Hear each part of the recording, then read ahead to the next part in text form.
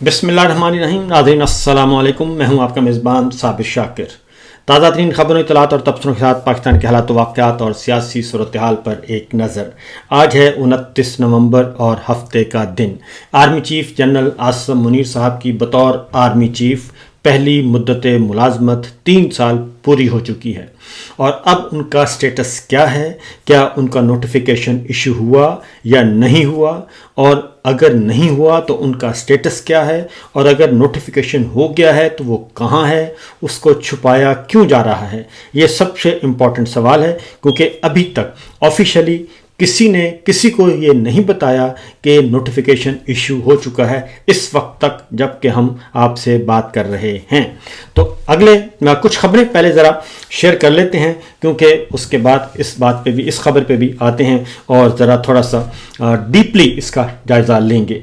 और सबसे पहली बात तो ये है कि मामला क्या है। आज इमरान खान साहब पे मुलाकातों पर पाबंदी लगाई हुई है और अलीमा खान साहिबा को ये कहा गया था कि उस वक्त तक इमरान खान साहब से आपकी या फैमिली मेम्बर्स की या किसी की भी मुलाकात नहीं हो सकेगी जब तक के notification army chief general Asim Munir साहब का आइंदा के लिए हो ना जाए, क्योंकि जिस 27वीं गैर आइनी तरमीम के तहत उनको एक नया ओहदा आइन में तख्लीक किया गया और आइन के अंदर डाला गया एक नया ओहदा चीफ ऑफ डिफेंस फोर्सेस का, उस पूरी 27वीं गैर आइनी तरमीम जो कि पहले ही मुतनाज़े और मुतनाज़े तरीन थी और गैर आइनी और गैर कानूनी भी थी, अब उसके बारे में आलमी सतह पर सवाल उठना शुरू हो गया है और अब अक़वाम मुत्तहिदा ने भी इस बारे में अहम तरीन सवाल उठा दिया है, क्योंकि हमें तो पहले से इल्म था, मालूम था कि ये एक गैर आइनी पार्लिमान है, इलेक्शन चोरी के नतीजे में मारिज़ वजूद में आई है, धांधली के नतीजे में जाली फॉर्म 47 दिए गए हैं और ये सारे का सारा जाली निज़ाम सिर्फ इसलिए कायम किया गया है कि किसी भी तरीके से फ़र्द वाहिद की गैर आइनी, गैर कानूनी और इस नाजायज़ रजीम की हुकूमत को दवाम बख्शा जाए। पहले 26वीं गैर आइनी तरमीम और उसके बाद 27वीं गैर आइनी तरमीम। आखिरी दिन था कल army chief general Asim Munir साहब का और उनकी मुद्दत मुलाजमत पूरी हो चुकी है और उन्हें घर जाना है। जैसे साहिर शमशाद मिर्ज़ा साहब chairman joint chief of staff committee, वो घर जा चुके हैं बाइज़्ज़त तौर पर। उन्होंने गार्ड ऑफ ऑनर लिया, शहदा के यादगार पे फूलों की चादर चढ़ाई, सलामी ली और उसके बाद अलविदाई मुलाकातें की, सदर से की, वज़ीर आज़म से, आर्मी चीफ से अलविदाई मुलाकातें की और वो घर जा चुके हैं। लेकिन उनके घर जाने के फ़ौरन बाद ही उनके खिलाफ बाकायदा तौर पे प्रोपेगेंडा शुरू कर दिया गया है। जब तक वो chairman joint chief of staff committee थे तब तक उनके खिलाफ एक लफ्ज़ भी किसी ने नहीं बोला, लेकिन अब उनके खिलाफ बाकायदा तौर पर पहली खबर आ गई है और ये खबर क्या है, वो ये है कि जनाब जनरल आसिम मुनीर साहब की जो फैमिली के डाटा है नादरा से, और वो सारे का सारा डाटा आदाद शुमार जो हैं वो इल्ज़ाम लगा दिया गया जनरल साहिर शमशाद मिर्ज़ा साहब पे। हालांकि मैं ज़ाती तौर पर जानता हूँ कि वो ये काम उन्होंने नहीं किया, बल्कि ये काम किसने किया है। नादरा का चेयरमैन कौन है? लेफ्टिनेंट जनरल चेयरमैन है और उसे किसने अपॉइंट करवाया था? जनरल आसिम मुनीर साहब ने उनकी अपॉइंटमेंट करवाई थी नादरा के चेयरमैन के तौर पे। और फिर नादरा किसके अंडर है? वजारत दाखिला के अंडर है। वजारत दाखिला किसके अंडर है? मोहसिन नकवी साहब के मातहत है। अब उसमें जो लेफ्टिनेंट जनरल हैं जिनकी नौकरी करवा रहे हैं जनरल आसिम मुनीर साहब, वो भला क्यों उनके खिलाफ ये चेयरमैन साहिर शमशाद मिर्ज़ा साहब के कहने पे उनके कागजात क्यों देंगे? ये बात बिल्कुल ही गलत है। उसकी वजह यह है कि चेयरमैन साहिर शमशाद मिर्ज़ा साहब जो हैं, चेयरमैन जो होते हैं joint chief of staff committee, वो उनके पास इस तरह की पावर्स नहीं होती कि वो सिस्टम के अंदर जाके मैनिपुलेट कर सकें। हाँ, वो एक आला तरीन सतह पे हैं, वो आर्मी चीफ के भी ऊपर होते हैं ओहदे के एतबार से।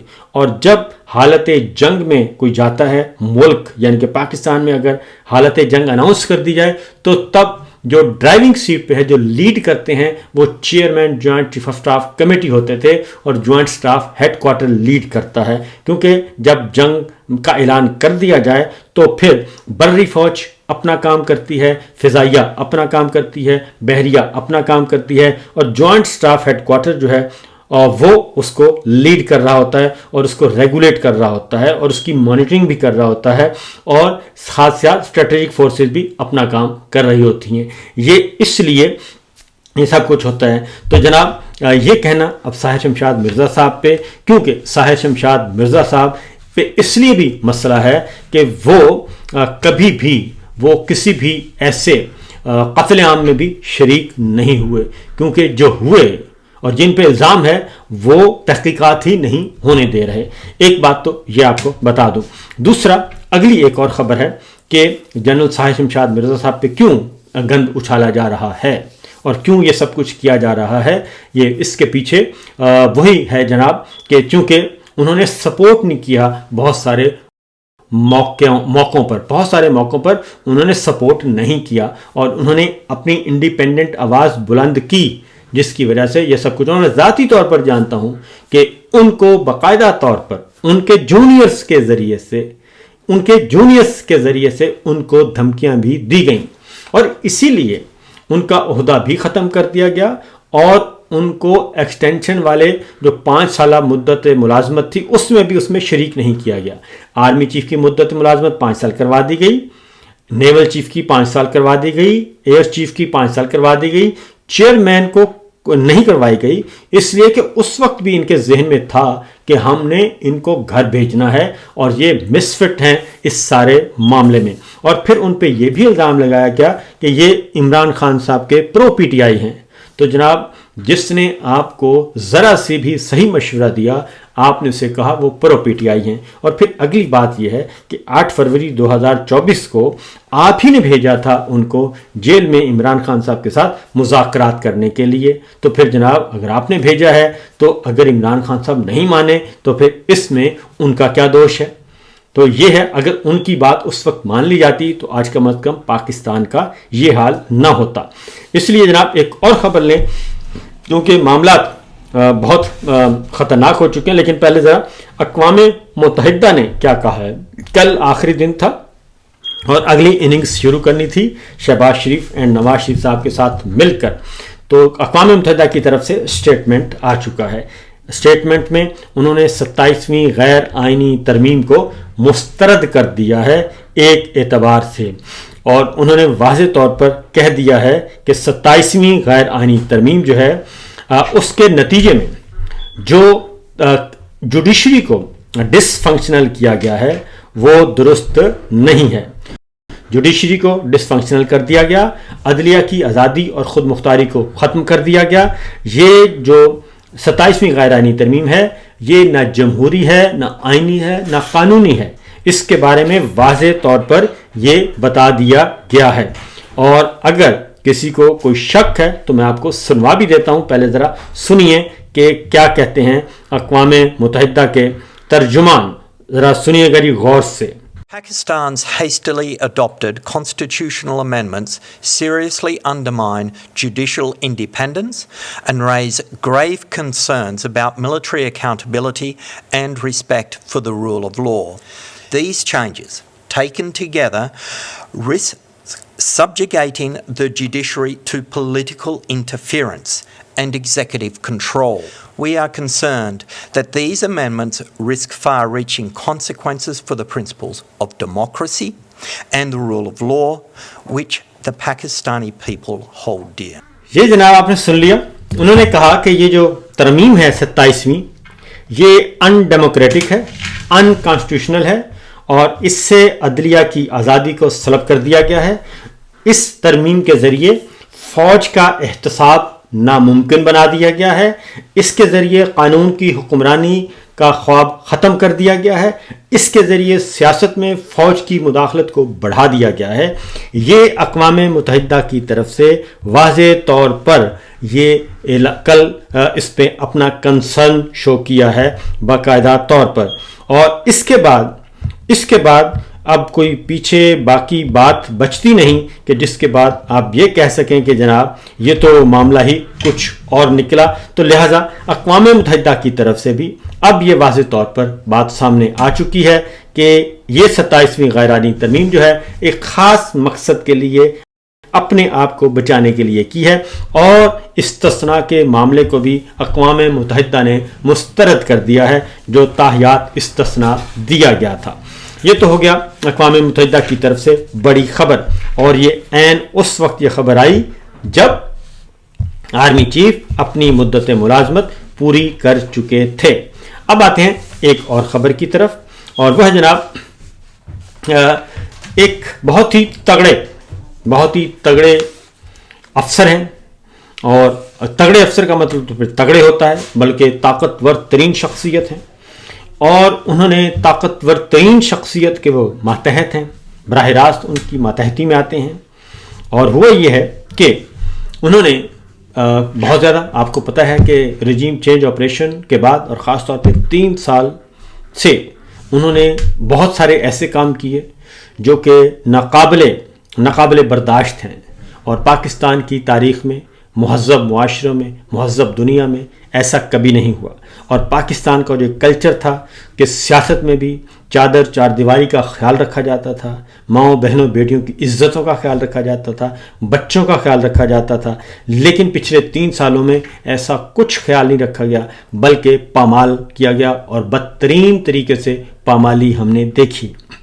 اب آتے ہیں اس پہ، کیونکہ ادھر پوری قوم کو بھیڑ بکریوں کی طرح ٹریٹ کیا جا رہا تھا، ان کو دھمکیاں دی جا رہی تھیں، ان کے ساتھ برا سلوک کیا جا رہا تھا، اور سیاسی انتقام لیا جا رہا تھا اپنے ذاتی سیاسی ایجنڈے کی تکمیل کے لیے، اور اپنے بگ باس کو بتایا جا رہا تھا کہ میں آپ کا بڑا لائل ہوں اور آپ کے کہنے پہ میں کچھ بھی کر سکتا ہوں.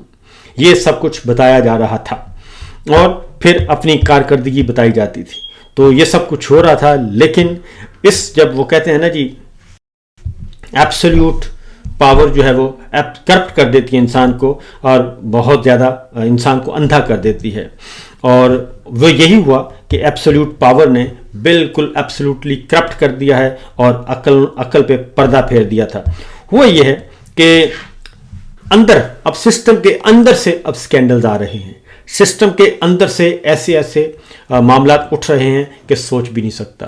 اور جنہوں نے کل بے گناہ سیاسی کارکنان، سیاسی رہنماؤں، صحافیوں کے گھروں کو توڑا، ان کے خلاف مقدمات درج کروائے، اب وہ خود پھنس چکے ہیں. ان میں سے ایک خود پھنس چکے ہیں، اور یہ آگ حدت شدت ان کے گھر تک پہنچ چکی ہے، اور اطلاع ہے کہ کسی ایک کو اٹھا بھی لیا گیا ہے، اور کسی ایک کو نہیں بلکہ کچھ زیادہ کو اٹھا بھی لیا گیا ہے. اور اب معاملات جو ہیں پکڑے جا رہے ہیں، پورے کے پورے نیٹ ورک پکڑے جا رہے ہیں کہ جو اس سارے معاملے کا اتھارٹی کا مس یوز کر رہے تھے. اب معلوم ہمیں یہ کرنا ہے، ابھی پتہ چل جائے گا آنے والے دنوں میں کہ جناب یہ سارا کچھ جو ہو رہا تھا اس کے بارے میں کیا بگ باس کو علم تھا یا نہیں تھا، اور اگر اب ساری چیزیں جو آہستہ آہستہ سامنے آ رہی ہیں اور اگر وہ بگ باس تک پہنچتی ہیں تو کیا بگ باس اس بندے کے بارے میں کوئی فیصلہ لیں گے؟ کیا اس کا احتساب ہوگا؟ کیا اس کے ساتھ بھی وہی سلوک ہوگا جو کہ جینون کیس ہے؟ تو ابھی آنے والے دنوں میں اس کے بارے میں بہت اچھی طرح اندازہ ہو جائے گا. پھر ایک اور الزام لگایا گیا، یہ تو ایک الگ سٹوری ہے، اور بڑی ہی جناب وہ کہتے ہیں نا کہ منہ مومنا کرتوت کافراں، تو معاملہ ایسا ہی ہے. تو بظاہر آپ کا چہرہ کیسا بھی ہو، لیکن اعمال ڈپینڈ کرتے ہیں کہ آپ عمل کیا کر رہے ہیں، اس عمل کے نتیجے میں ہی چیزیں سامنے آتی ہیں. تو بہرحال یہ صورتحال بہت ہی دلچسپ ہے جی. اور 27ویں غیر آئینی ترمیم، 26ویں غیر آئینی ترمیم اور ناجائز پارلیمان، اس ریت کی عمارت پہ جو اتنی بڑی وزنی قسم کی عمارت کھڑی کی جا رہی ہے اس ریت کی بنیادوں پہ، تو وہ سارے کا سارا بیک وقت زمین بوس ہوگا. اب آتے ہیں اگلی خبر کی طرف، اور وہ ہے کہ صحافیوں کو بدستور اٹھایا جا رہا ہے. سہراب برکت جن کا تعلق کشمیر سے ہے، قومی سیاست، قومی صحافت میں وہ شاندار کردار ادا کر رہے تھے، اور اسی طریقے سے آغا سرور، رائے غلام، ان کو اٹھایا گیا ہے۔ اور اب سہراب برکت کا معاملہ جو ہے وہ اب کشمیری عوام نے بھی، کشمیر ایکشن کمیٹی نے بھی ٹیک اپ کر لیا ہے، اور باقاعدہ طور پہ وارننگ دی ہے کہ اگر سہراب برکت کو رہا نہ کیا گیا تو دوبارہ سے ہم دھرنا دیں گے، احتجاج کریں گے۔ تو میرا خیال ہے یہ کرنا چاہیے، ورنہ تو یہاں پہ آوے کا آوا ہی بگڑا ہوا ہے۔ میرے سامنے ایک اور خبر ہے، محترمہ مریم صاحبہ جو ہیں وہ کہتی ہیں کہ مجھے بھی تاحیات بنا دیں، اور تاحیات کے خواب جو ہیں وہ دیکھ رہی ہیں۔ یہ میرے سامنے ایک ٹویٹ پڑا ہے، ایک صاحب ہیں، انہوں نے کیا ٹویٹ، انہوں نے کہا کہ پنجاب کی عوام پر مریم نواز شریف صاحبہ کو تاحیات وزیر اعلیٰ دیکھنا چاہتے ہیں۔ پنجاب کے مریم نواز شریف صاحبہ تاحیات وزیر اعلیٰ نہیں بن سکتی۔ نوجوان کا وزیر تعلیم رانا سکندر سے سوال کہ کیا نہیں بن سکتی، تو اس کے بعد مریم نواز شریف صاحب نے یہ کہا ہے اور کیا مانگ سکتا ہے کوئی۔